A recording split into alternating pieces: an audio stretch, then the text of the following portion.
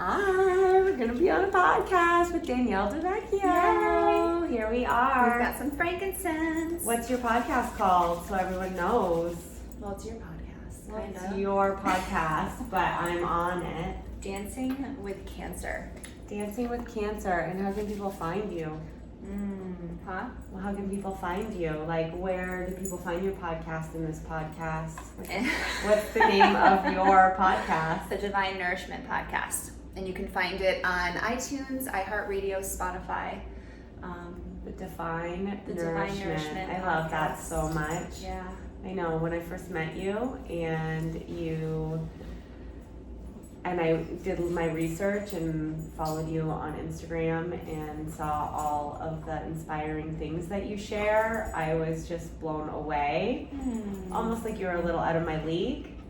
Aww. Isn't that silly? What does that mean? I don't know. Like, you just felt so together. And then I listened to your podcast. Sometimes I'm together. If I don't do my spiritual practices, I fall apart. Don't we all? Yes. Yeah. Yes. That's why they're so. Totally. The spiritual practices are so important. You know what? I felt like that before, where I felt like that, like seeing someone and being like, oh my God, like a little, like, whoa. And I think that that's just because it's mirroring what's available to us. Ooh, I like that. Right? So it can feel like a little too out of our league, or we can feel a little like, it can bring up stuff for us almost too sometimes. Yeah. But yeah, it's just showing you what's available, right? Anytime we see someone we look up to, or, like the people that I follow, it's almost like just like these little breadcrumbs of like, oh, okay.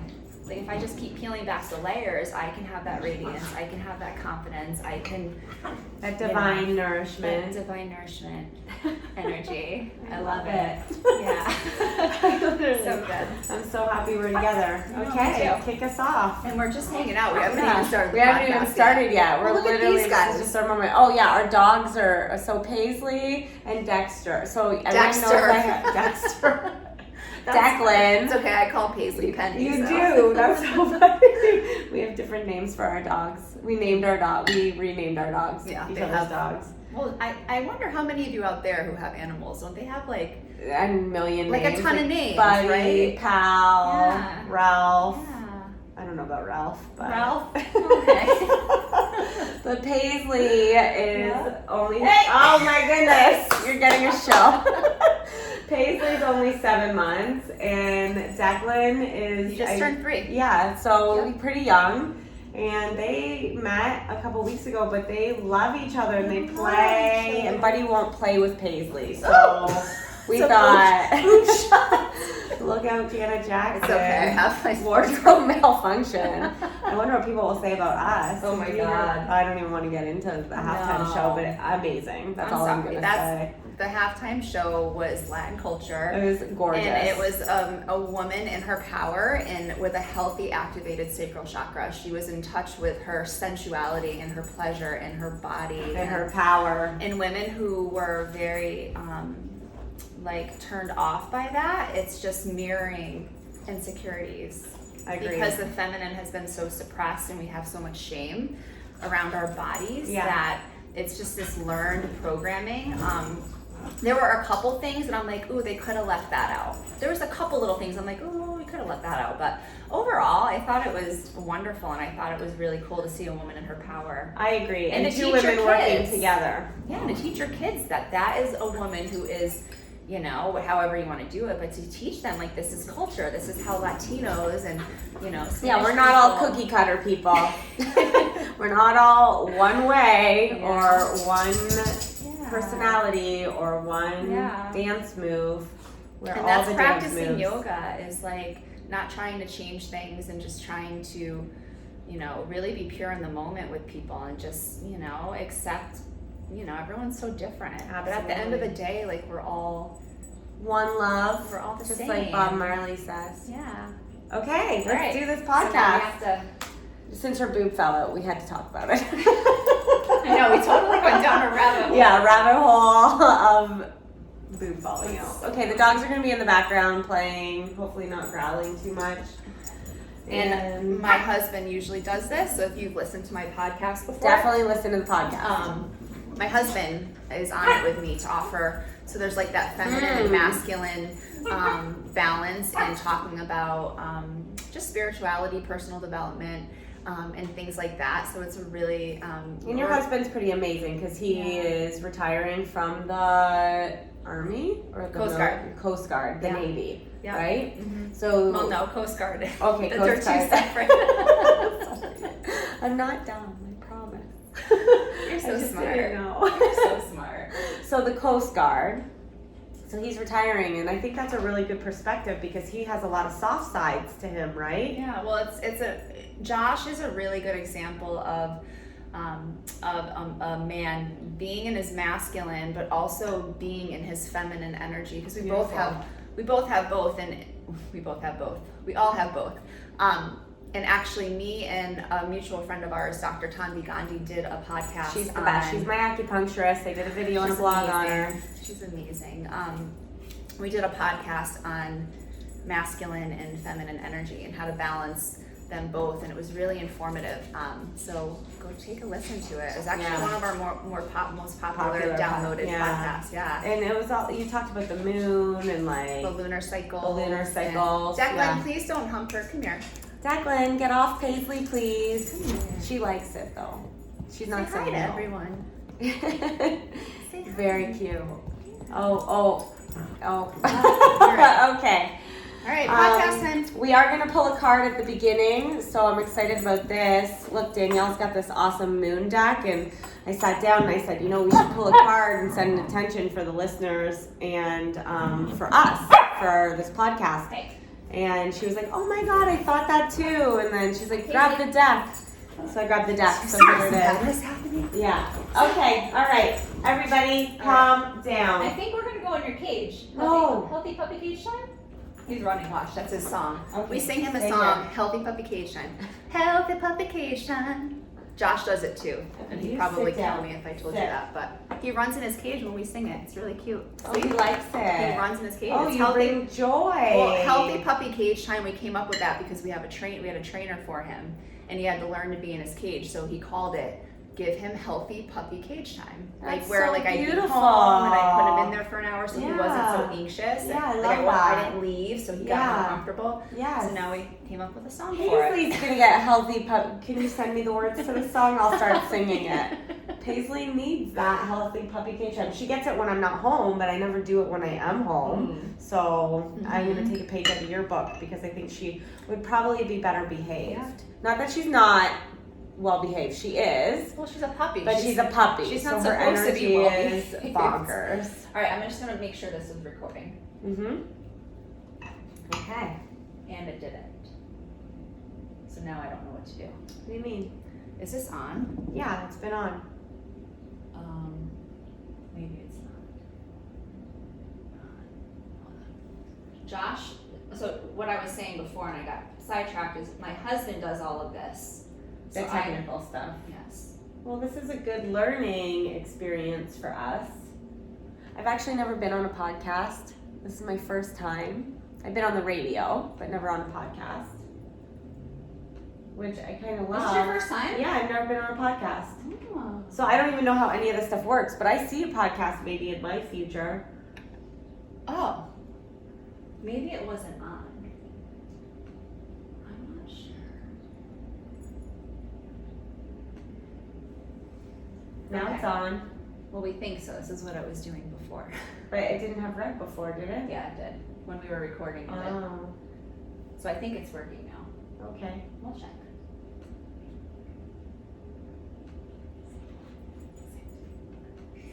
Now it's on. Oh, there we go. think so. This is what I was doing before. But it didn't have red before, did it? Yeah, it did. When we were recording, it did. It's working. I did it. Yay! You'd be so We proud. didn't need Josh. We always, well, you didn't need Josh. You enjoy Josh. You didn't need him to do it. You got it. I enjoy Josh. You I don't enjoy need his him. services. His menu services.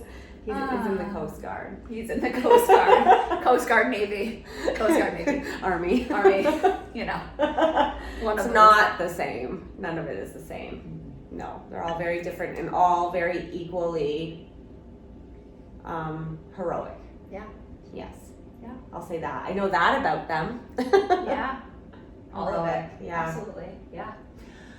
All right. So we're going to begin our podcast. Here we go. All right. All right. Are you going to hold on to Paisley the Basically, whole time, or do you want me to put Declan in the cage? he's laying. I'm holding. She's fine. Okay. He's laying. We're good. Okay. We're good. We're good. Okay. Would you like me to announce you as Elisa Gorman? Sure. Toy with the idea of changing my name sometimes. Well, I'm gonna take a little frankincense and we're just gonna set a little intention before we record. Okay. It's right there. Oh, Yep. help myself. Frankincense is the oil of light and truth. It's the highest vibration of all oils. And once you learn how to work with energy and you start to develop your sensory system and you can begin to sense it and be able to mold it and manifest more things in your life and things like that, you can start to really feel the vibration of like frankincense, for instance. So it's I really use frankincense. Since I was diagnosed, frankincense I've gone through probably 6 bottles because I use it every single day, and I use fractional coconut oil or a different kind of oil, castor oil, to drive the frankincense in, and I massage my breast with the frankincense every single day. It's very powerful for cellular regeneration, which is why a lot of cancer patients use it, and it's used in a lot of oncology hospitals, doTERRA, especially because of the purity and the medicinal qualities of doTERRA. So it's really an honor to work with them and have them be part of my organization. So if you're interested in learning about oils, I'd be happy to teach you and educate you. A drop in your face, facial moisturizer, because of the powerful cell regeneration, which is why you use it, right, for your purposes, but also because of that powerful cell regeneration, when you put it on your skin, it's like, I want to say #age backwards, but Youthful. there's a glow. Yeah. And you'll notice it after doing it just for You have a a glow. few days. Yeah, you have a ever constant. since You look I- like a porcelain doll. Oh, please. But I use oils on my face all the time, and I think that's why at 36, like, my skin does look good, you know. And I mean, I was like a sun worshiper with no sunscreen ever. Me so either, I ever. don't know how I kind of got away with that, but anyway.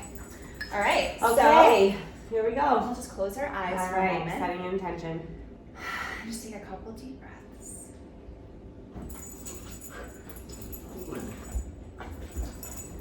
I'm just calling on all the guides of the highest truth and compassion to please be with us during this beautiful conversation and just to work through us and to allow whatever needs to come through for the highest good to be channeled through us as we record this podcast. Thank you for your guidance. We release the outcome and pray for the highest good.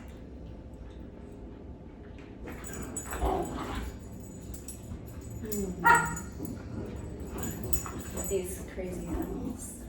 They're not bothering me. Hey, you guys can't be doing that. You when can we put start him away recording. if you want. Yeah, because he's not going to All stop. right. I think Paisley is just having so much fun. She totally is. Declan, healthy puppy cage time. Healthy puppy cage time. Healthy puppy cage time. Healthy puppy cage time.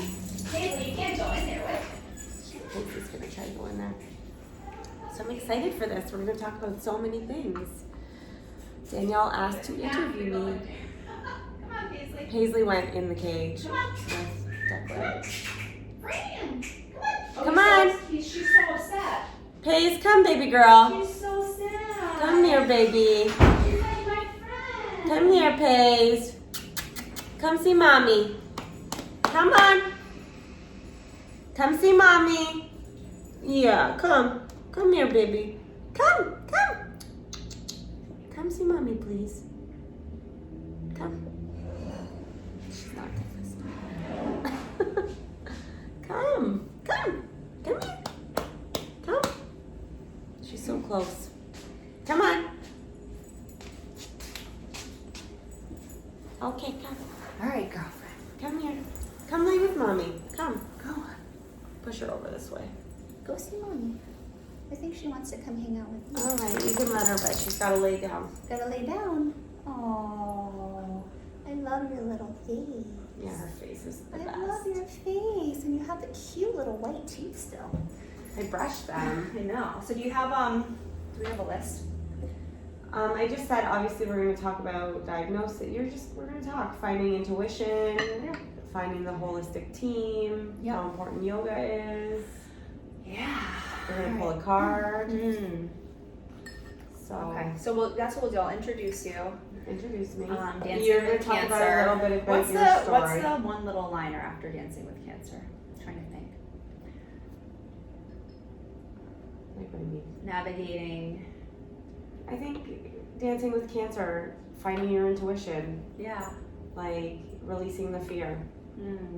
Because the fear always pops up and we got to work through it and not let it take over, because when we take over, that's when our cellular system is affected. That's when we process thoughts repetitively over and over again. That's when we come from places of lack, fear, uncertainty, anxiety, and none of that all of that feeds cancer.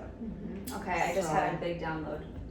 So I think Dancing with Cancer and helping people like question, like, am I going about like taking care of myself in the correct way? Right. As far as okay. And it doesn't. What I want to preface that it's very important that people choose their route. Right. No matter what works, that's okay. It's just, it's not a right or wrong, but it is what's right for you. Right. But making sure you're making that choice with the best interest of yourself. Yep. Absolutely. Not because someone's telling you to do it. Yeah. Absolutely. Right. All right. Let's do it. Okay. You be a good girl. And then, so introduce me, and then I guess, will I pull the moon card, or will you pull the moon card? Yeah, I'm just gonna introduce you, and I'm gonna talk a little bit about what we're talking about. Too. And then I'll hand it over to you, Okay. and then I'll ask you like to set an intention. We'll talk about the moon cards, and then we can discuss whatever you pull too. All right, cool. I think that'll be good. Mm-hmm. All right. This is behind the scenes of producing a podcast. All right. Divine Nourishment. Welcome to the Divine Nourishment Podcast. I'm your host, Danielle Del Vecchio, and today I have a really special guest, one of my good friends, Elisa Gorman. Hi, everybody. Elisa, Thank you for having me. Yes, oh, I'm so happy you're here. Today's episode is called Dancing with Cancer, and Elisa is going to be sharing her story on her diagnosis of cancer a little over a year ago, and some really hard decisions that she had to make, and intuitive decisions that she had to make, and really having a courageous heart and moving through that. And she's here to share. It is such an inspirational story. Thank you. And we wanted to record this for you to listen to, because this is going to help you to kind of take a moment to kind of just find some stillness in, maybe, changing your direction on how you're taking care of yourself or viewing things. Because I think, and it's really interesting, so Divine Nourishment, this podcast and the Divine Nourishment lifestyle is, it's all about a 360-degree approach to optimal health and well-being, and, really finding like the intuitive way of taking care of yourself, and to stop seeking so externally, right? And to start kind of That's moving. beautiful. Well, because we're so intuitive, It's true. and we've just lost It's the external part that we're constantly searching for. I'm still struggling with that. There's a piece of me that I'm still deeply healing, and we'll get into that. But that piece of me, I'm still looking for that external validation constantly. So Absolutely. it's a process. Well, and it's interesting because I know like when I started working with people and coaching people, this was when my journey started about a little over a decade ago, and it was in the fitness and the nutrition world, and I was doing fitness shows, and I was teaching people and training people. But with that, the intention and the energy going into that was to look a certain way. Right. It was chasing this feeling. It was trying to run away from the insecurities, thinking that was, so it was like fat-free this, right? All these chemical-filled crap that we were eating, right? Because that was kind of my mindset then when I began. And it's interesting because like, I went to school for holistic health coaching and to learn functional medicine nutrition, and I started learning about gut health, and I started learning about the digestive system, which is what I kind of specialized in at that time, and chemicals and how it's affecting our endocrine system and our hormones, and why infertility is such a high. So high Oh now my when gosh. it wasn't 30 years ago. So then I started training people, because that's what I was doing in my life to heal, and it was like there was like crickets. Like a lot of people weren't so interested in working with me anymore because they wanted that bikini body. They wanted like this. I mean, there's so many forces coming at us. Like the insecurities are the women's plague of this time. So it's like, why are we doing what we're doing? Right? Like we have to really think. And now it's interesting because it's like, if you can change the energy of why you're doing something, there won't be so much pressure. There won't be this vicious cycle. You won't have to keep chasing these diets. You won't have to be trying so hard to lose weight. Look at this year. I never even tried to. Here's the thing. The blissful part, like the most easy part of this whole journey for me, and something I wasn't even trying to do, was I lost weight. I didn't lose weight because I wanted to lose weight, or I didn't feel secure in my body already as I was overweight. I was 60 pounds overweight when I was diagnosed, which is a factor of me being diagnosed because there's visceral fat, there's toxicities in my body. I'm carrying extra weight at 5'2". I should have never been 60 pounds overweight, and I was unhappy. And usually when women are overweight, it's because they're unhappy and they're overeating. It's a lot of heaviness, yeah, like emotional stuff. Yeah. So with me, this year was all just about getting healthy and making choices and feeding myself with nourishment that would help me get healthier. And the bonus was I lost 60 pounds, and it just fell off. Like, and a year later, I'm 60 pounds later, I'm at my optimal weight. I look in the mirror and I'm like, I looked in the mirror then and thought I was beautiful, but I look in the mirror now and I'm like, I see myself on a different level, because that's who I am. I am this person at 5'2", 130 pounds now, and healthy. Yeah. So it feels good, but it's not because I wanted it externally. Right. In the past, that is what I would have been chasing. Right. Yes. Well, and that's a good point, because what I found is that like there's so many people, and here's the thing is that there's so much we can do to protect ourselves health-wise, like from getting dis-ease in the body, from getting cancer. Like there's so much we can do to prevent it, and there's also only so much we can do. But you know, and that's what Divine Nourishment's all about. It's like, it's nutrition, it's yoga, it's movement, it's meditation, it's self-love, it's self-healing, it's authentic living, it's connection, it's community. Like when you have all of that, you're able to heal, right? And it's the intention isn't to look a certain way. It's not all of these things, right? It's like, it's coming to that place where it's like humbling yourself and wanting to heal and wanting to feel free and wanting to feel better and wanting better things and wanting more authentic relationships and allowing yourself to show up as you. It's all of those things. These are the gifts. Right. And if we show up, these gifts just naturally come. I've never been so full in my life. I want something's coming to me that I want to share, but I'm like, I feel like it's too early in the podcast just to like let it all out. So should we just pull the intuition card and then like get into the diagnosis and then get into like what has been coming up? Because holy moly, it just it's like I got the download now that this is important to share, and I haven't said this out loud yet. Okay, good. So this is big, guys. This is really so big. this the intention of this podcast is really to help you guys maybe have a new perspective so that you can see the possibilities that are before you. Right? So, you know, if you've been following me, you know I share essential oils, I share natural living, I share, you know, eating better and, you know, meditation, all of these things, because when we start to reorganize the energy in our life and our environment and our body, everything starts to change, and our body can come back to balance and find more ease, and it can work better for us because our body is divine design, right? Our hearts never miss a beat. Our lungs just breathe for us effortlessly. So if we can just get out of the way, so if we can do that for ourselves, how wonderful, right? If we can humble ourselves, which I have been able to, it took me a while because I went from being so attached to this, you know, whatever, like most people are going through, right? And like trying to fix themselves and all of this stuff.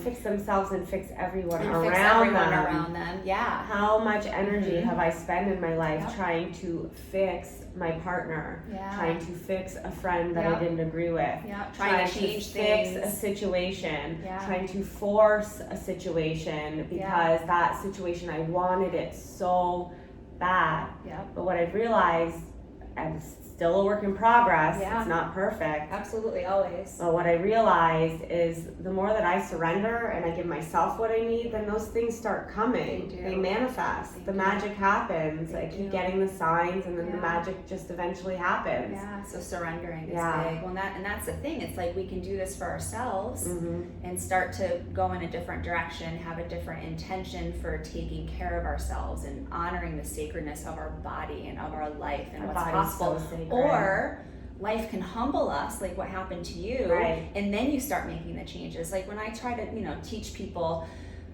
to get chemicals out of their house that they're cleaning with, or what they're putting on their body, or perfume, some people don't really care, so they keep doing it, even though they may hear what it does to the body and it puts your long-term health at risk. Yes. But if life humbles them and they get a cancer diagnosis, then they tend to kind of be like, ooh, my eyes are open, I'm going to start making these changes. So the intention is like maybe this podcast with your story can help people to maybe start making that shift and humble themselves on their own and take little baby steps. Because for you, it was like life humbled you. Like you, and I know it was one of the In best things that ever numerous happened ways, to you yeah. now, and it's something that you're so grateful for. So Mhm. yeah, I can't wait to Dig get into in. this with you, and let's set our intention. I want to thank you for this platform and thank you for offering this divine nourishment to your listeners, and now to some of the people who are following me along my journey. I'm super grateful that you're sharing all your awareness with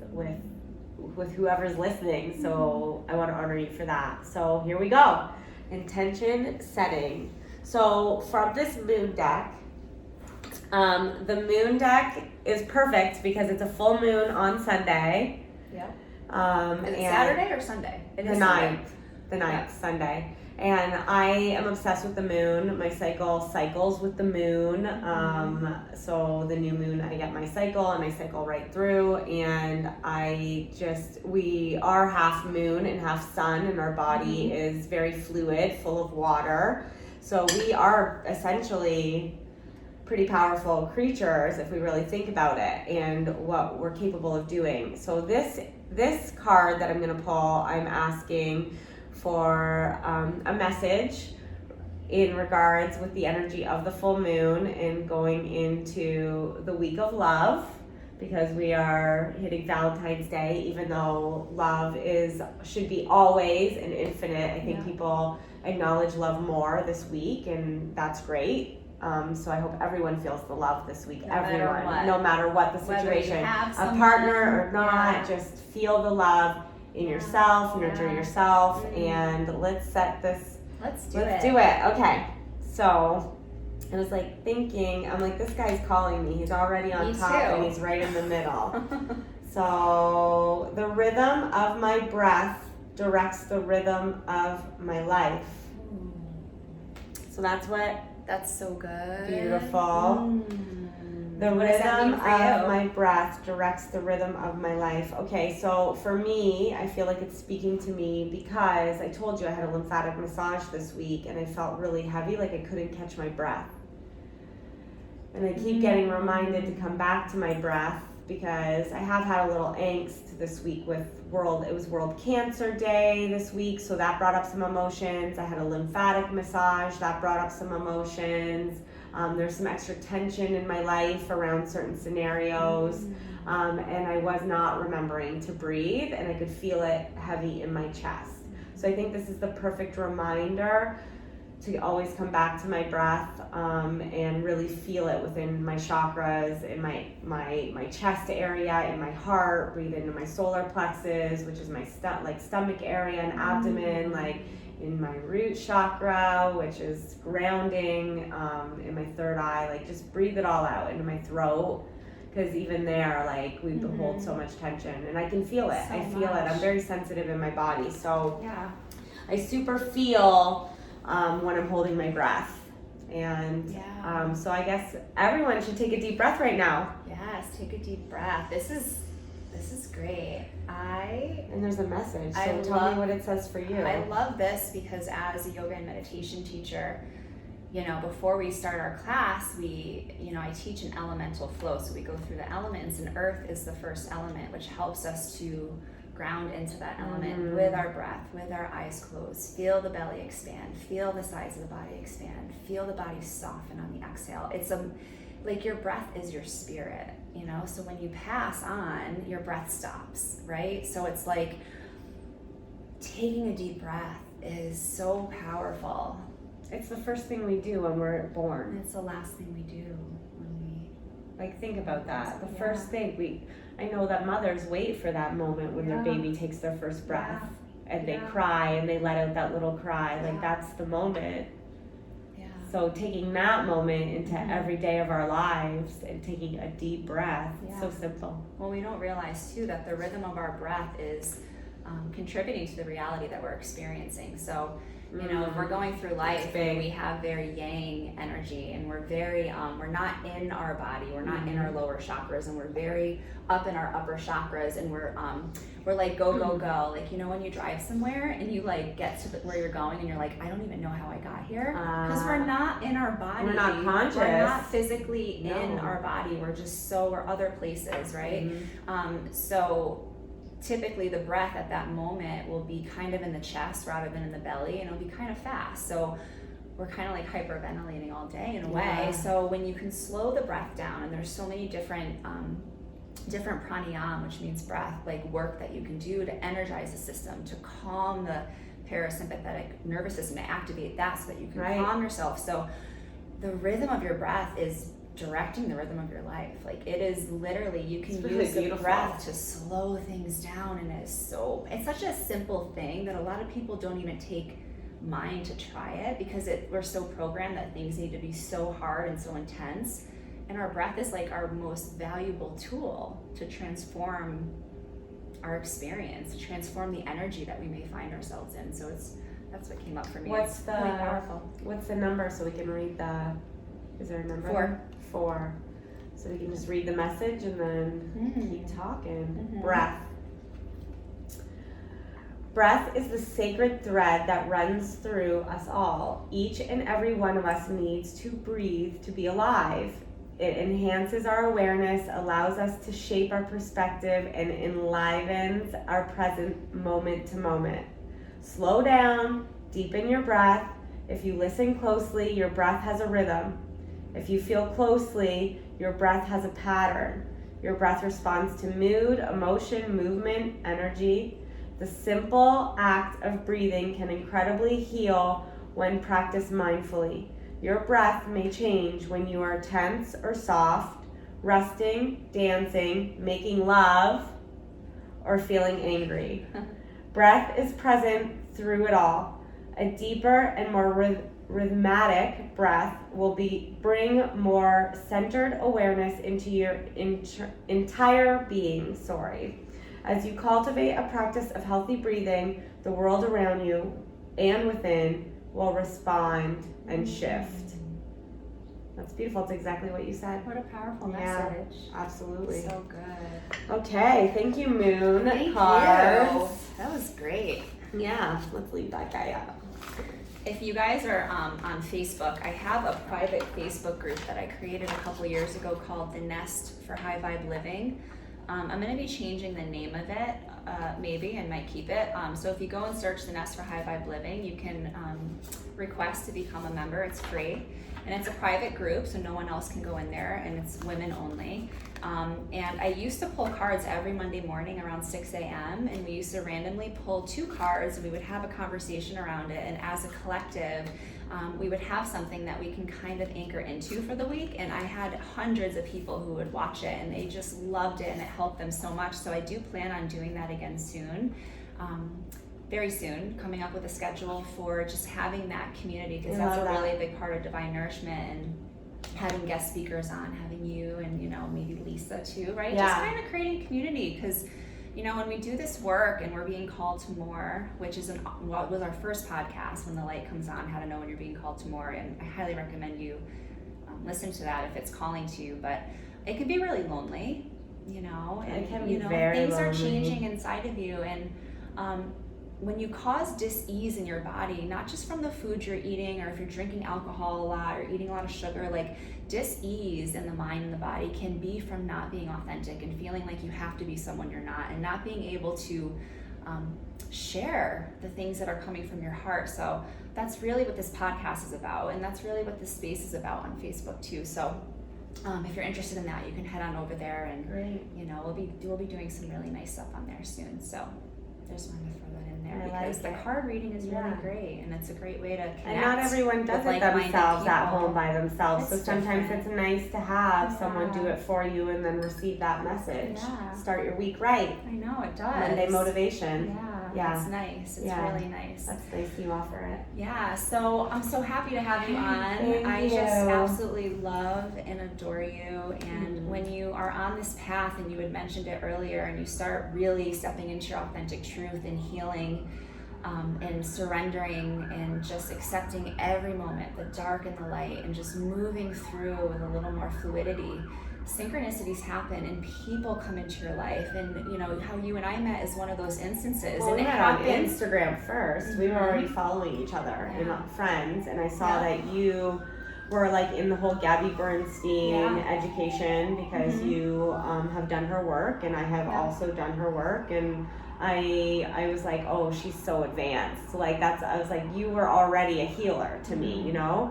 And I started following you, and then when you reached out to me and you were like, hey, Well, because let's Tanvi, connect. Dr. Tanvi Yeah. Gandhi kind of connected us. So we all had a heart connection, even though we didn't know each Totally. other.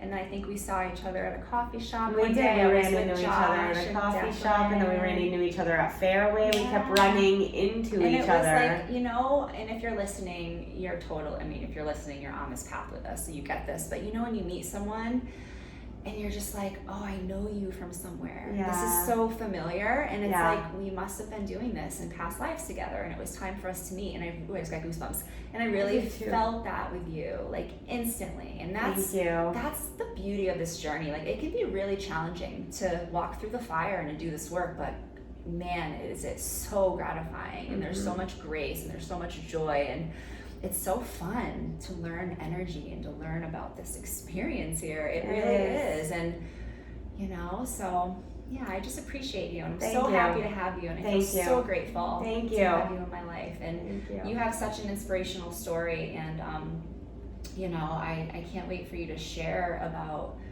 your diagnosis with cancer and how you found this beautiful dance of allowing it, right? Because I feel like all too often, like, we're trying to like counteract things instead of existing with them, because some things are Say that meant- again. Say that again, What so I everyone say. hears that. It just comes through. We usually spend energy counteracting Resisting. and resisting instead of interacting with it. And I want to say that because I have made the conscious decision to interact with my cancer. I'm not trying to fight it. I'm not trying to resist it. I'm not angry that it came.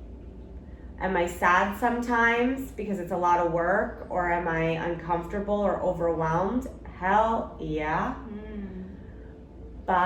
And I constantly just reinforce that I am living and existing with it and trying to make the cancer more comfortable so that it has nowhere to go and I'm cancer free. So let's just say that right now, like we'll start the journey and start the diagnosis by saying only 2 months ago I had been given the news that I am cancer free. And you were diagnosed And about a year ago. I diagnosed January 10th, 2019, and I found my tumor I found my tumor around Thanksgiving 2018, and I ignored it because it wasn't so big, and I just figured it might have very cystic breasts. I have very thick, big, cystic cystic, Thick. breasts. My breasts are large, and so it's not normal for me to have felt like some kind of something, but this was a little bit different, and I acknowledged that it was different. But I was going through so much in my life at the time. I was going through a divorce. I was going through, my mom was diagnosed with cancer, so I was a caregiver to my mom for that entire year. I was running my own business, and I also lost my best friend who passed away suddenly, all within a year span. And then 1 month after losing my best friend, I was diagnosed. But I had found the mass prior, like during when all of this was happening, but I chose to ignore it because too much was going on. I couldn't handle one more thing. And I kept saying that. That was my language. That was my vocabulary. I had set myself up for failure because I constantly said to myself, I cannot handle one more thing. Instead of empowering myself and saying, bring it on, I'll take it, I can handle it, I am strong. Well, you know what's interesting, and I just want to share something that in our Kundalini teacher training that Josh and I are doing right now, we talked a lot about this in our last weekend. We did a lot of Qigong. Okay, which is yeah, really oh interesting. yeah, beautiful. And he's an acupuncturist, and he's, an expert in all of that. And he shared how stress, now who's not stressed out? Everyone's stressed out. But stress is the root of all dis-ease. Like, our body's producing cancer cells all the time, and our immune system's just getting rid of it. Which is why when you lean into it and you have a dance with cancer like you do, you have a good possibility, maybe not, but of existing with it, right? And just letting your body do what it does, because the stress causes so much dis-ease in the mind and the body. That was the first thing that had to go. And you talking about stress. that was like, yeah. I mean, it goes so even farther back than that, and that was kind of like, it sounds like everything came to a head. It did come to a head, and it came so that I would wake up. And I did. I woke up, and I just honor you for that. Thank for you. Seeing things and illuminating the wisdom, because a lot of people have a pattern of being a victim, right? And keep themselves in that stress. It's not even my vocabulary to be a victim. Like, I just Why do you think it was you were able to kind of decide? Because I think I had seen that for so, like, we all see things in our upbringing from our role models or our examples in life, and I had always seen that victim mentality, like that poor me, like this is happening to me. And I didn't want to have that energy. Like, I made the conscious decision that I was going to find good in all that was thrown at me, because now I'm here. Like, I trusted so much that the outcome would be exactly what I wanted it to be. I believed it so much that the outcome was going to be exactly what I wanted it to be. And I had to trust to do that, but I also had to surrender to it and not come from that place. I had to put a positive spin on it. That also helped me stay stronger. My positive mindset is truly sharing my journey, posting my videos, sharing my good days and my bad days, but using the good to get through the bad and how that works. It empowered me. I think it helped me get to where I am now as a cancer-free person. Yeah, and I think the connections that you made along your healing journey when you made that decision, I am going to exist with this, and I'm going to do everything I can holistically and functionally, and I'm going to give it 100%. And I think that synchronicity, like the universe. Ironically, what made me decide to go check out my tumor finally 2 months after finding it was I went to a yoga retreat at Kripalu.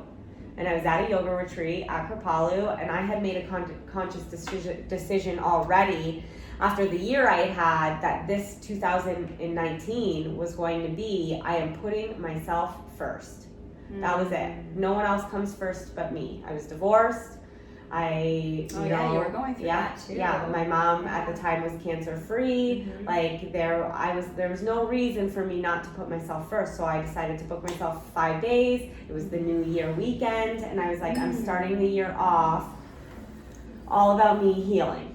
And then that's when I felt the mass again. I was in a yoga pose at the retreat at Kripalu, and I felt the mass. And in that moment, I was like, okay, this needs to It be spoke to handled. you. Yeah, like Yeah. this, there's something here. There's an energy around it. Mm. So I right away went through the Cadillac of care in mammograms, ultrasounds, biopsies, MRIs, CAT scans, PET scans, all the things.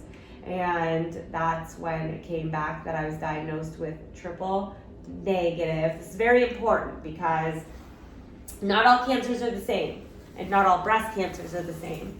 And I think that that's important when you're deciding your care of treatment. Like of if you're going course, to go the Western or whatever, like medicine or just East. or yes. If there's more statistics or more facts to show things and success rates in those things, I think that's very important to take into consideration. But I think regardless, the intuition needs to lead the way of no matter what you choose. For me, It sounds like you were pretty in touch with your intuition. I don't. right from the I beginning. think a lot of people don't really know what that means. Like, Yeah. like they like the idea and it resonates because it's their soul. That's those little Right. life whispers. And it seems like were you doing work before this, like spiritual work? Always, like you my always whole, were, okay. yeah. Yeah. Truthfully, like I fell off the Like wagon this a didn't just lot. wake you up where it was like you No. woke you up to your spiritual path. You were kind of It seeking. woke me up. It revived my spiritual path. It That's what I would revived your say. spiritual path. Because Okay. during my marriage, I kind of lost my spiritual path a lot.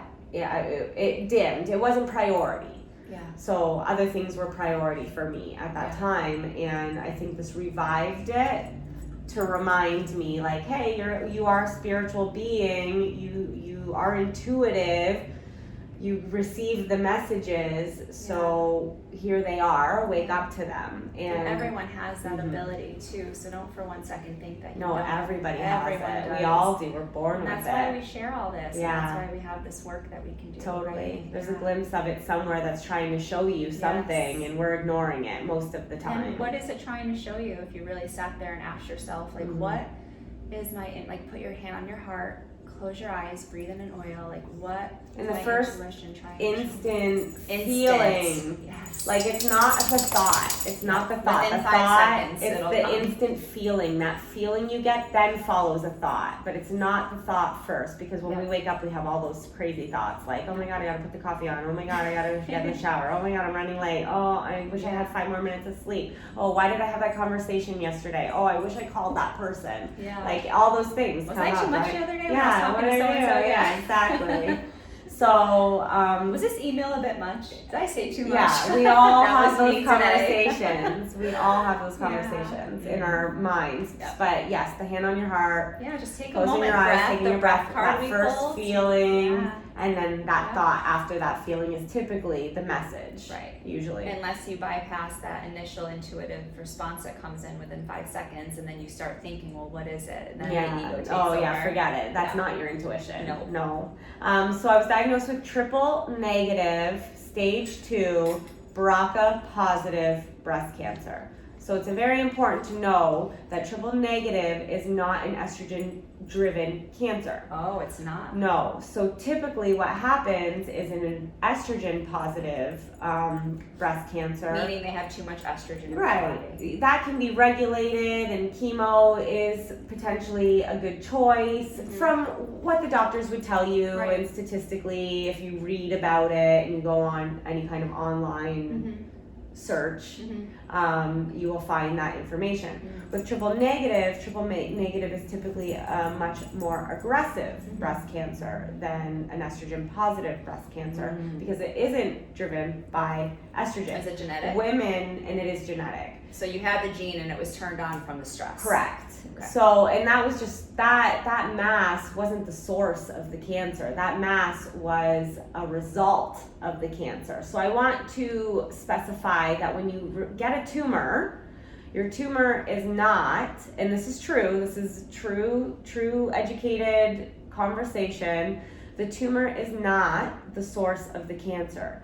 The source of the cancer is actually somewhere else in your body. There's strain somewhere else in your body, but that your body chose that area to place the tumor. So it's usually the result. So for me, it was very important to recognize that and then figure out the root of the cancer.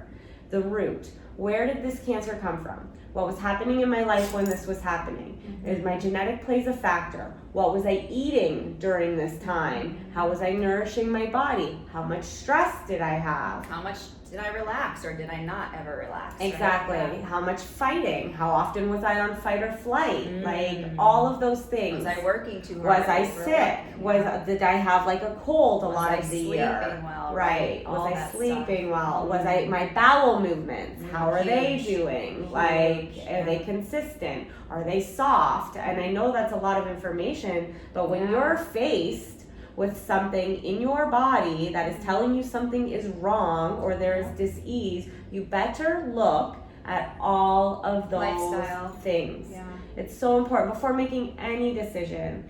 And I did that. I decided to do that. I decided to look at all the factors. And then I did listen to the conventional doctors in the way that I listened to their advice.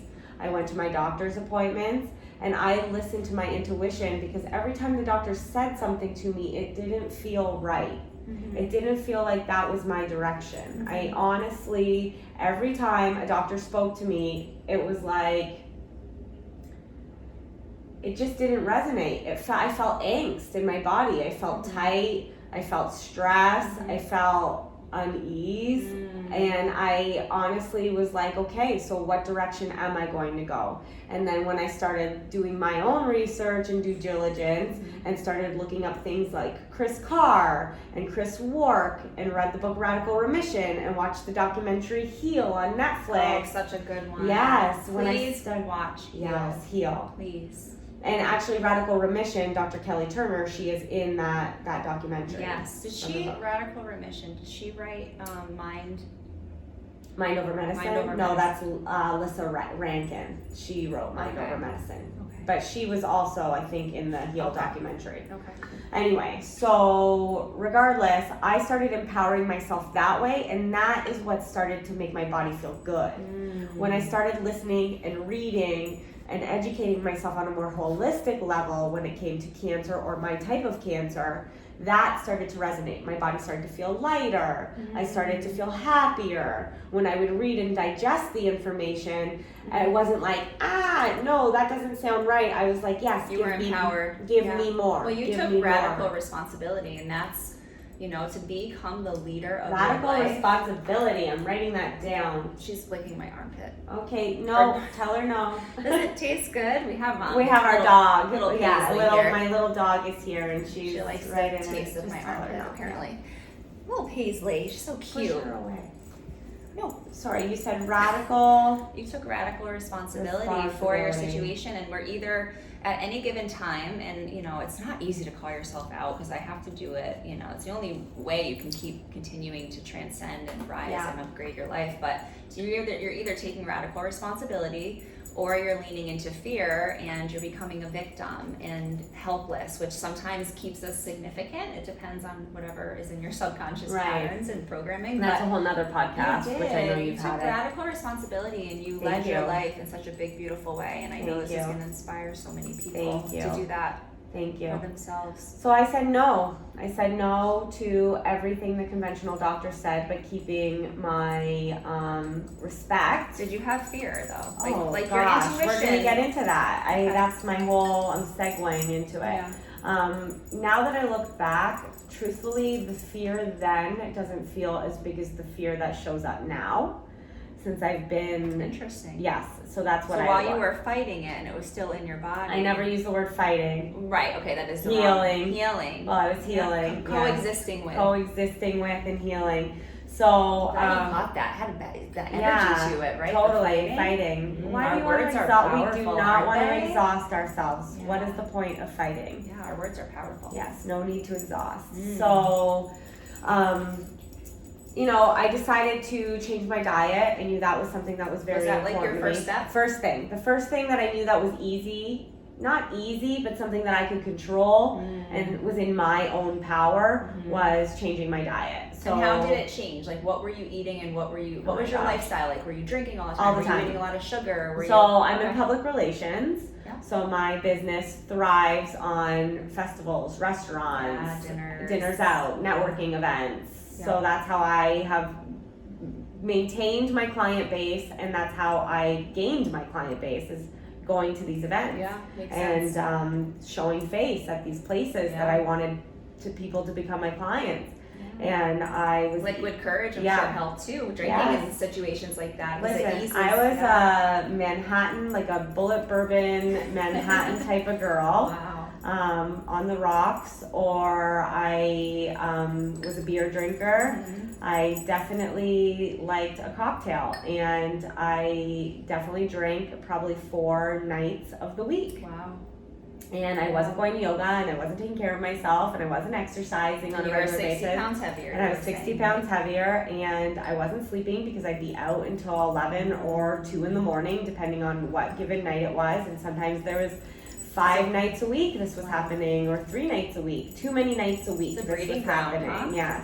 Yeah. And I was eating whatever kind of was put in front of me, because I'd go to the restaurants and they'd feed me whatever, pizza, pasta, whatever. So I would eat, and I wouldn't eat in the morning most of the time. I was not taking care of myself. I was not nurturing and nourishing my body. Now I can't leave the house without a green juice and my almonds and my blueberries and my green apple and my you're so dates. present. Yes. Like you weren't present then, right? And how many people are living that way, where they're just, they don't even know where they've been.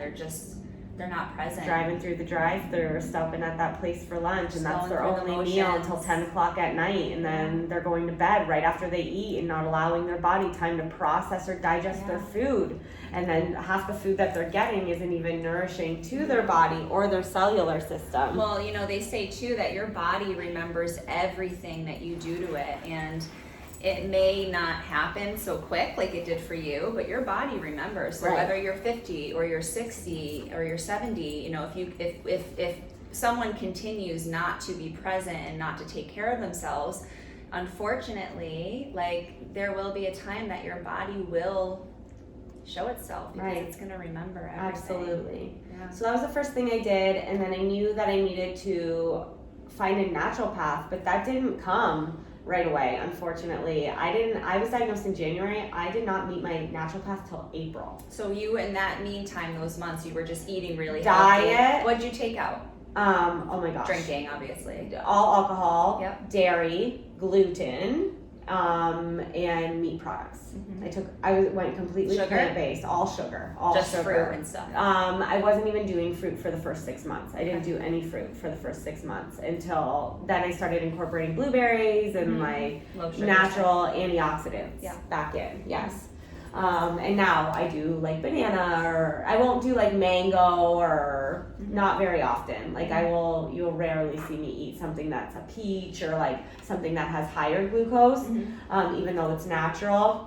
It's in my own mind. It's your own intuitive thing. And I pay attention to the inflammation that's in my body too. Like if I feel bloated, or if my fingers, you have the contrast, like when you put your rings on, like here's an easy tell, guys. Like if you put your rings on and your rings in the morning won't go on, or they won't come off at night, you're inflamed. Yeah. Well, anytime you're bloated, if you feel bloated, which is typically the norm of so many people, just like when I've been working with people in their health department, like a lot of people don't realize that they're even inflamed, because it's just, they don't have the contrast of how good they're meant to feel. So being bloated, having gas, or just feeling like tired all the time, you're inflamed. And inflammation is the root of all disease. So the first 2 things that I jumped right into were meditation and diet. Those were my first 2 big steps.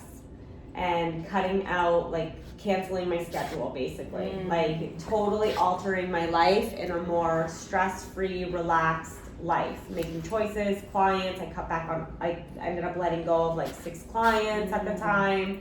And I only worked with who I knew would sustain me as I healed through the year. And that's kind of the first steps.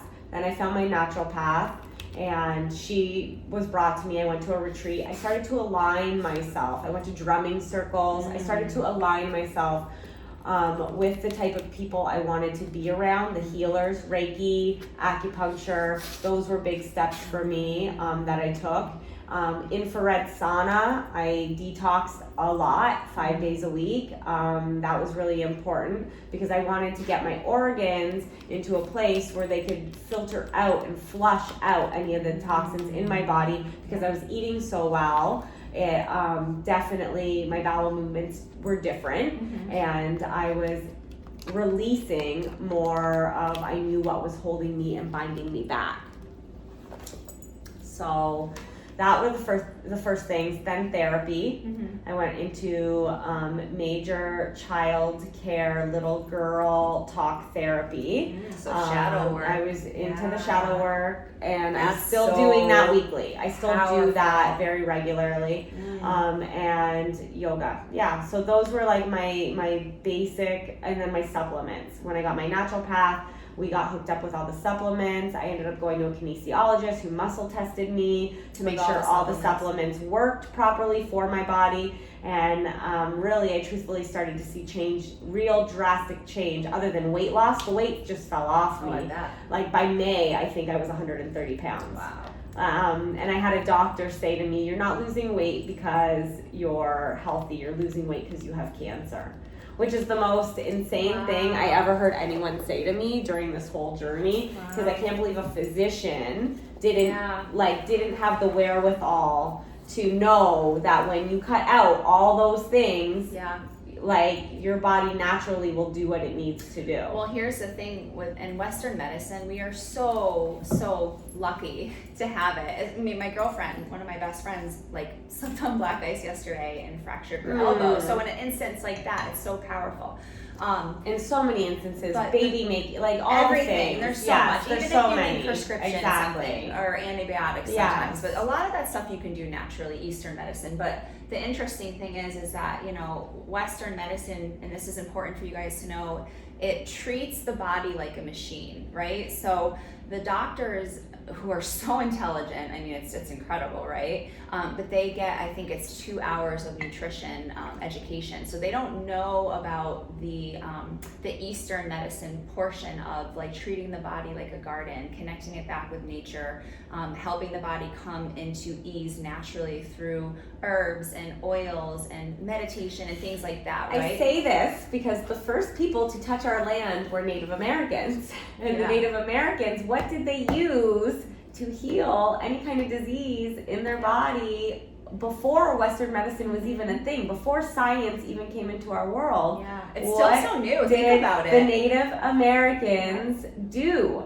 They went into the forest and they searched for berries and they searched for remedies and they searched for magic mushrooms and herbs and oils to heal themselves. I love that you brought that up, because back then, even like Native Americans, or even farther back, yoga, Ayurveda, all the Indian science that goes thousands and thousands and thousands and thousands, we were so open and connected to the oneness of who we are and to nature, and there was just this respect and there was this dignity in how we lived, and we channeled a lot. We were just so connected, and we still are, and that's what we're trying to get back to. We're trying to become, I think more of us are trying to, right? Yes. Because it's like it's like an animal. When an animal's sick, right, or an animal's pregnant or whatever it is, like the animal intuitively knows how to eat, right? And we have that. Or as fast. Well. Most animals actually, when they're sick, they'll fast. They won't eat. They won't know eat it's intuitive. because their body needs to know. Right, and we just need to get back to that. You know? And that's another big thing that I did. It was I started intermittent fasting right away, and then fasting. I don't recommend, like, obviously talk to your doctors or whatever, but that's a very touchy subject with women. Totally. And for myself, I knew it worked for my body because I tried it and my body responded well to it. But your intention for it was completely different. Exactly. It wasn't for weight loss. Exactly. Because it can throw your hormones off really bad. I actually got in trouble with that myself. Yeah. But for me, I knew that it was really important for me to detox in a way. So I fasted for 72 hours. That was probably a huge factor to let your body rest. Wow. Because I let my body repair. So you do 72 hours. I did 72 hours, and I still try to do that quarterly. I don't do that all the time, but I do 24 hours often. I can go 24 hours with only water. Yeah. which is a huge thing, and Yeah. it's amazing. And I do intermittent fasting daily, so I stop eating at 5 o'clock or 7 o'clock, depending on what my day says, and then I won't eat for 12, 13, 16 hours the next day. Yeah, and I want to bring up too, and when it comes to intermittent fasting, if it's something you wanted to incorporate, because it just helps your body come back to balance, it keeps you young. It's like really, like men can do it because their hormones are so stable, but it is better to do it at night. Yes, than absolutely. it is in the when morning. you're sleeping, because your Yeah. body repairs when you sleep. And you wake up with more energy Yeah. because you're not digesting. at Absolutely. night. Yeah. So just if that's something you wanted to do, that is a safe way to do it. Like you're doing it at night. Yeah, I do it at night. Yeah. So 5 o'clock or 7 o'clock, and then I don't eat until about 10 or 11 the next day. And I just have my green juice, and then I nurture all the vegetables. Yeah. I basically eat all vegetables. Yeah. Yes. So that's kind of my journey. But then one thing that's very important that you should all know too is the recommended diagnosis for me for my cancer was a double mastectomy, ovary removal, chemotherapy for 6 to 9 months, and radiation. That was the recommendation. I explained how that didn't resonate with me when I did ask about a lumpectomy, because the tumor was in one place. And sometimes they say if you can remove the mass where the most stress is on your body, then that could release some tension in the rest of your body to do the things it needs to do to heal. I sat with that for a really long time. I actually had surgery booked 2 different times for a lumpectomy because the doctors told me I had a window during that time. So it was almost a scare tactic. But I did want to see what my body would do within the time, and I canceled that appointment because every time I went for that appointment, or like it was getting closer to that appointment for the lumpectomy, something told me no. And everything that I read shared that with triple negative, when you do expose it to air, there is a huge risk, like a major risk. If they open you up? Yeah, that it will metastasize right away. So it will literally spread like wildfire. Wow. So in those times when we would go for the ultrasound pre-surgery, I would look at the tumor through the ultrasound and look at it and connect with the image and think to myself, does that look like it's ready to be cut into? And every time was no. So then months go by, and now we're in November. But I had an important conversation with my integrative oncologist, and we sat down together. So integrative oncologist, that is someone who does study Eastern medicine. Yes. And integrative. Right. Okay. Yes. Yeah. But is specialized in cancer. And cancer. So they Yes. have both sides that they work with. They acknowledge both sides, but they would never recommend conventional treatment. Okay. So they basically have the education of what the type of cancer is. So they're trained. They're Western trained medicine. for the educated portion of the cancers. Okay. And then they listen to your body. They do the blood work. They do the panels. They do the food sensitivity testing. They do a bunch of different things that will result in the course of action of like what supplements you need to take, or if the infrared sauna will work for you, if you should be on high dose vitamin C treatments or not, those things. So based on your unique. Yeah, but based on your unique, workups. basically blueprint. Okay, so now integrative oncology, is that something you found your insurance covered? No. Or it's not something insurance is No, typically insurance cover? does not cover it at all. Yeah, so I pay out of pocket, and it's not cheap. What is it, a visit? A few hundred? About $400 a visit, and I then go all the once testing. a month, and then all the testing, and then my supplements. So it's something I've had to adapt to. It's not a comfortable feeling. That's something that we can talk about too. It's not. That's I think where some of the overwhelm comes, because now financially there's now an additional stress that I'm trying to not live in a place of lack, of course. Right. But that is all And something. trusting that everything you're putting into yes, it is exactly. gonna come It'll back come to back to me. Yeah.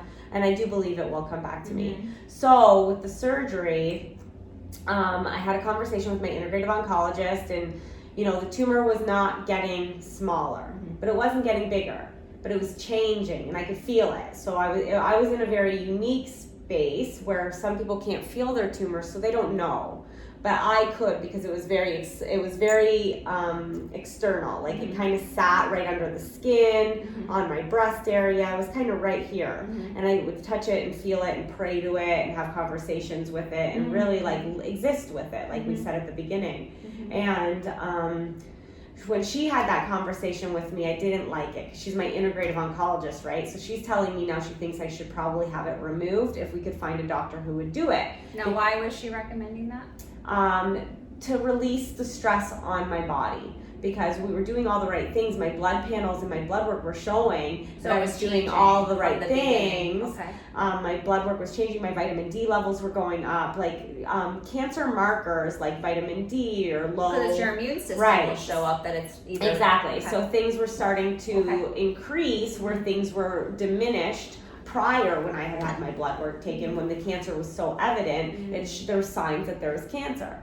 When they did my blood work this last time, but pre-surgery, there was no signs. Everything was like on par. Like my blood work, you would have never known I had cancer. Like if you looked at my blood work, if there wasn't a mass there. So it was kind of beautiful to watch this transformation and to allow my body the time it needed.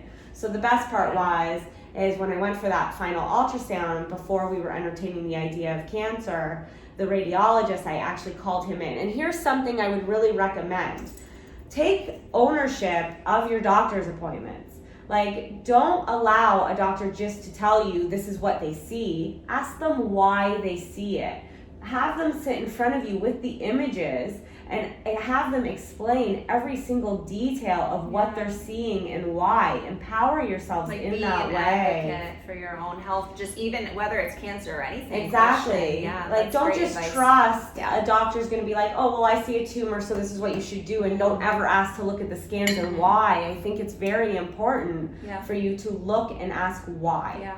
So for me, in this case, every time I would have these conversations and make the doctor so uncomfortable. Like it was kind of now that I look back, it was kind of comical and amazing to watch. Yeah. Because I was challenging them. Yeah. And it's kind of beautiful that Well, I was able and had the courage to do that. Well, you were in your power as a woman, and that's really important, to be the advocate and to ask questions, because I mean, this is your life. Yeah, like, your life. become the leader of your life is remember. so empowering, you know? So they're probably not used to that, because some people just, well, this is what it is, so I'm just gonna do it. The doctor and, said. You know, exactly. That's scary. Yeah, and I'm not discrediting. I'm just saying, ask questions. Yeah. Come up with the your decision intention yourself. is good. You want to understand it. Yeah. So in this case, it was different because when the radiologist came in and so it's like the ultrasound tech, and then she's like, oh, well, the radiologist will call your doctor and your doctor will give you your results. And I said, no, can you please go get the radiologist? And she's like, well, that's not normal, basically. So she went and got the radiologist. He came in. He's like, oh, you asked to see me. And I said, yes, I would like for you to explain what we see here, because I want to explain to you what I see. And I want you to tell me if it's right or wrong. And he said, okay. So he went about giving me the basics. And I said, okay, so does that mean that what I see here from my previous ultrasounds, and I actually have slides on my phone of my previous ultrasounds because I would take pictures of the screens. Mm-hmm. So I was comparing as we're talking. You were in such a deep relationship with your cancer. Absolutely. Clearly, you were just making friends with it. You were I was getting to know it. Yeah. Wow. So I said, here, from my May ultrasound, I can see that there was some fluid. I could see that it was a little more exposed. I said, in this ultrasound, it looks like it's capsulated. And he said, absolutely, that's exactly what you see. What your tumor has done is it's isolated itself, and it's created basically a hard-boiled egg shell around itself. Wow. And I can see that there's fluid within it. Fluid could either be necrotic tissue or apoptosis. I can't say it right. APOPTIS. Oh shoot! I don't sound very educated right now, but if you look it up, it's death of the cancer cells. Wow. and they turn into fluid, and then your body eventually can break them down. So and this is what month? November still? This was just, I had at the end of September. This is when I'm deciding if I'm having surgery. If you're having just this past September. And this September is after the 2019. oncologist had suggested My it was integrative time. oncologist said potentially it was time. Okay. So with everything the radiologist said to me, it felt right. It felt like okay. Because you already knew before he told you, and you just wanted to make sure that you were felt right receiving that information. I felt comfortable enough that if we removed this tumor, there would not be chances of spreading at air because of the way that we communicated, and he explained what the difference was between the tumor in May and the tumor in September. The tumor in May was wide open and exposed. The tumor in September was like, okay, you can take me out now, I'm done here. Literally. It was beautiful. It was magic. So then now the process was me finding a surgeon who would do this, because the recommendation is double mastectomy for my type of cancer. Really? Yes. So the surgeon I had originally spoke to would have never have even entertained this idea. And then I did find a surgeon. Thank goodness gracious.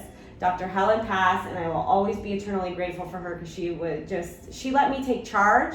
She let me take charge of my appointments. She was probably so inspired by your story. She really is. She checks in on me, and she really is. And that's the best. And she took pictures of my tumor when she removed it. She had the pathology take photos so that I could have end photos of my tumor. So I actually have images of it, and it was beautiful, because when she was explaining, when I went in for my final appointment after surgery, and she told me I was cancer free, and she told me she got it all, and she told me the margins were clear, and she said it couldn't have been the most easy, like not easiest, but it couldn't have been the most thorough surgery, because I had prepared my body so deeply for a surgeon to say that with all the tumors she's seen. And then she said the most amazing part, so she's sliding through the images of the pictures that the pathology took for me of the final tumor cut into, and it was completely hollow inside, and it was covered in black death. The tumor had died all on the outside, on the surrounding, and then the inside it had died, and there was only little pieces of it that were like capsulated on the inside that were just a little alive. Wow. So it was beautiful. So this is your dance with cancer. So that was my dance with cancer. So that was November. I had surgery. Now we're January. So that was 2 months. So this is all new to me. And there's a lot of feelings now about being undeserving. And the fear pops up. So I wanted to circle back to the beginning when you said about, you said something, I wrote it down. You said about the gifts of authentic relationships, and the gifts of when we go through the disease of the discomfort, and we stay in that discomfort and the fear, and we don't realize like what's on the other side, and those amazing gifts that are on the other side, and like meeting you, or you know, the doctors that I've gotten to meet on my journey, or the healers, the people that reach out to me that want to help, or the people that reach out to me now that need inspiration, or ask me what I'm eating, or how did I get over this, like. It's so beautiful. I'm still not over it. It's still happening every day, all the things. And there's a missing component for me that I'm still working on, which is the deserving of love component, which is something that is heavy on my heart. And I know that I'm learning to process, because I need to find still some self-love for myself. That just came through. I'm just going to... go ahead, jump in. It just comes through. I talk so much. That I think that you were giving yourself so much love, but it was almost like this relationship with your cancer, this love and this acceptance, that now it's time for you to give that to yourself in a new way. Because you've been gifted, and that just came through. I don't know if that resonates with you. Totally resonated. But you've been, I loved the cancer so much that now I'm learning to love myself. And you it's love like, sharing it, and you love because that's your energy, that's your heart space. Is you love to share things, and this is part of being. This is part of meeting a need as a human being. Is one of them is contributing, and if you're not contributing in a way, there's a heaviness that sits in absolutely, especially when you're a chosen, gifted person. It's our job. But sometimes we get attached to that, and I can resonate with that too. Just being a coach and a healer all this time is, sometimes when we're doing that, we have to find the balance of what am I avoiding in myself that I can't get from doing that. That's right? so It's good. so good. true. So I think, and that's just what came through, is that like, you know, now it's like, you don't have to focus so hard on, you know, you're living this and you'll always live with cancer. Taking a deep breath, like the card. You're doing the breathing, and you've been able right to, now. And it's so inspiring for everyone listening, because, you know, you took radical responsibility, you became the leader, and you took action, right? And you did all of these things. And now it's time to, I think, because I mean, like, you illuminated the wisdom, and you'll always live with cancer and this gift of taking better care of yourself. Because if you think about, like, well, what was the gift within it? Because no matter how dark something is, whether you I'll lose never someone, go back to what it was. You know, the biggest thing, I don't want to cut you off. No, and go I know ahead. that the biggest thing is I've asked people, how has your life changed post-cancer? And they said it hasn't. Like, in a good way, 90% right? Yeah. of the people I speak to that I ask that question to go back to living their life the exact same way, and then wonder why it comes back. Oh, you mean they go back to the old anchors and habits? Absolutely. And stuff. Yeah. So that's why it's important to continue doing the work. Right. The work never ends, and you just said that cancer, I'm always going to have that gift. But it's like, see, like, and this is hard as humans to understand, like, no matter how dark a situation is, I mean, there's mothers who's lost their children at young ages to cancer, right? Yeah. And it's so hard to see, like, someone just said to me,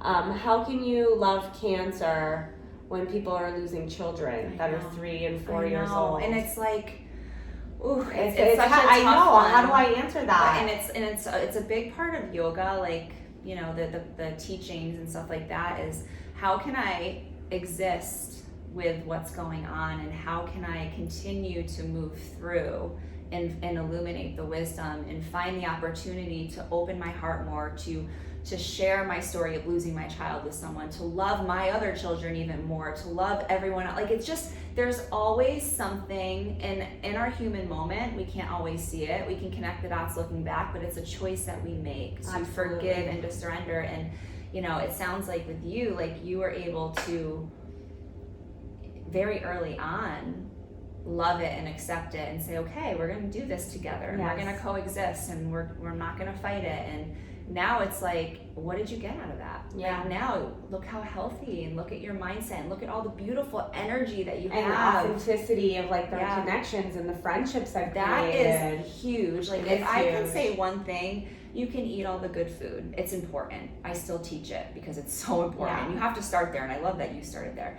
You know, moving your body, meditating, all of the things, like doing the shadow work, you know, but who you're surrounding yourself with is probably the most transforming, nourishing thing you can do. And when you start really surrendering to this and taking the absolute best care of yourself, the people do start showing up. But sometimes we have to let some people go, and that can be really hard to do, right?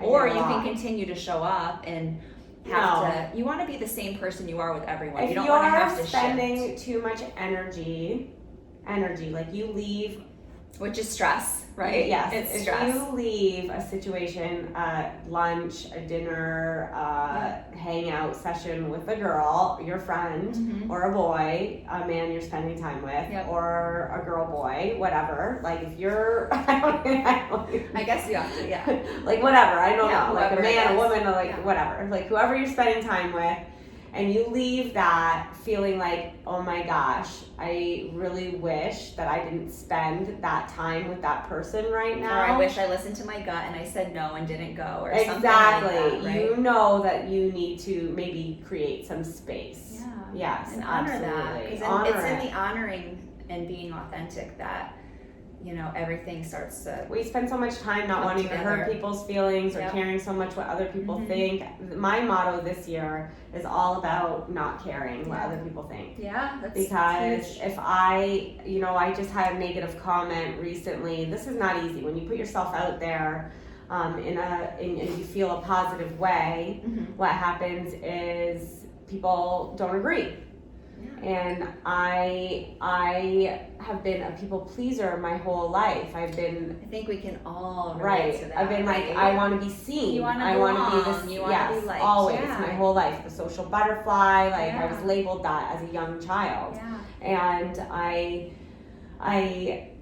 I really let those moments hit my heart. Like when someone doesn't agree or diminishes the hard work that I've put into something, or they question my ability, or express that they feel that I could potentially be misguiding people, it really hurts me. When you're journeying. Yes.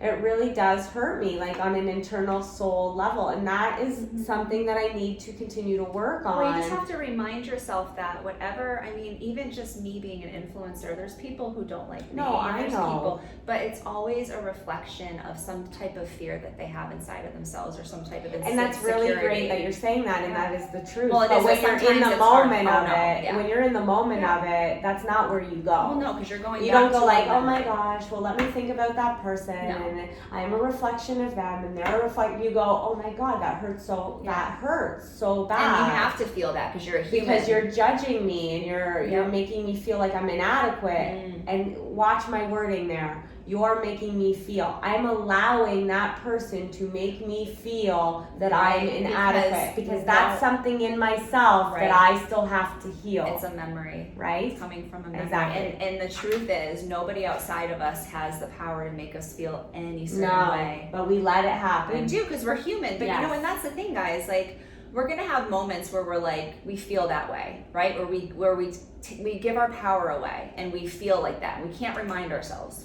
But it's not about falling down and feeling. It's how quick can you remind yourself, and you can get back up and back into the flow. Absolutely. Where maybe if this was 7 years ago, maybe that would have bothered you for so long and completely shifted your energy around your life. Yeah. Where now maybe it takes you a day, maybe it takes you a couple hours where you're like, oh my God, silly human. Yeah. Like, that has nothing to do with me. Right, Let me send some love and compassion. It depends what's going on in the week too. This week it took me a little longer. Yeah. But yes, it does happen faster now that I'm doing the work, that I can move past but it does, which is nice. It depends on the cycle. It of the depends season. what's happening. Yeah, it totally does. I know we've been doing this for a long time. We're like an hour and 30 minutes, I think. Have we been? Almost. Oh wow. So I wanted to jump in because you asked me about fear.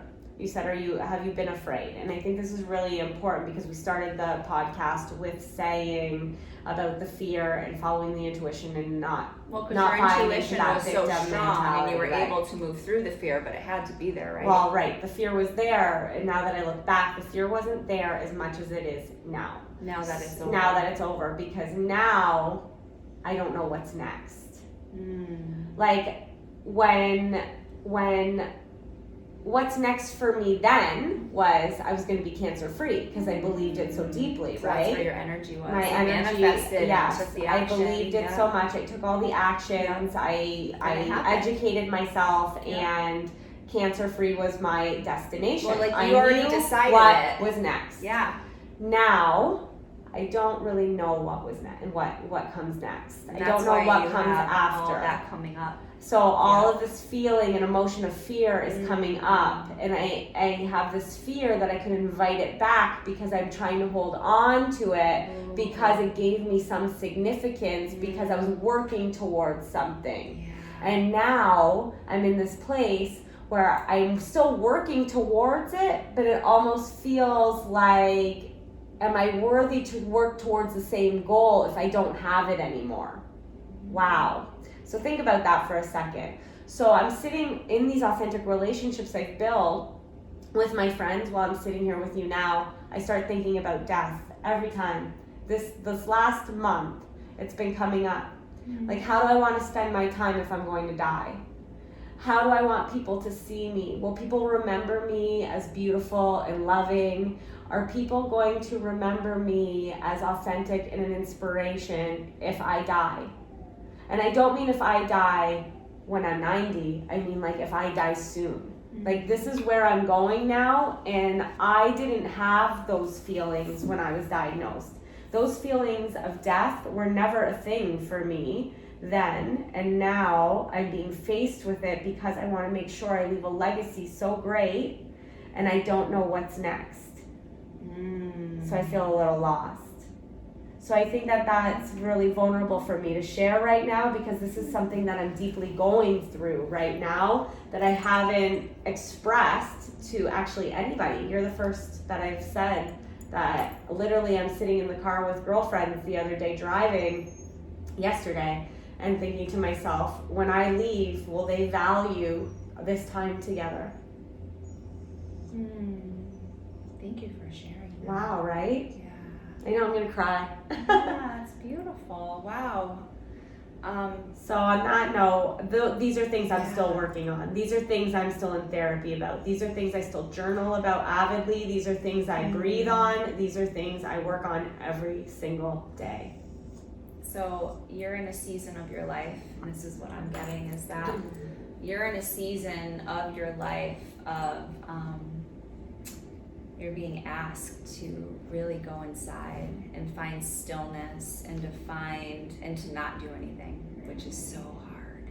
Really hard. Because I've been such a doer. You're such a doer, and there's a lot of people I think who can relate to that, whether it's working in their career and working up the ladder, or whether it's doing a diet or doing this workout or doing this or doing that. It's like it's so hard to just be so neutral and to just be in that divine feminine, and because you have such a power to manifest clearly, and that's what you did. And Joe Dispenza, and you can look him up. He is, listen, guys, yes, Look Dr. him up. Joe Dispenza. Because my meditations are all Joe. Yeah, so Elisa is a good example of what Joe Dispenza teaches, and there's all the teachers, we all teach this, and just the way he does it is just like the science he does goes into the it. science. That's why. And this is why watch the Heal documentary, like maybe today's Sunday. I was gonna say tomorrow. Yeah, it's a really great dive into the power of the mind and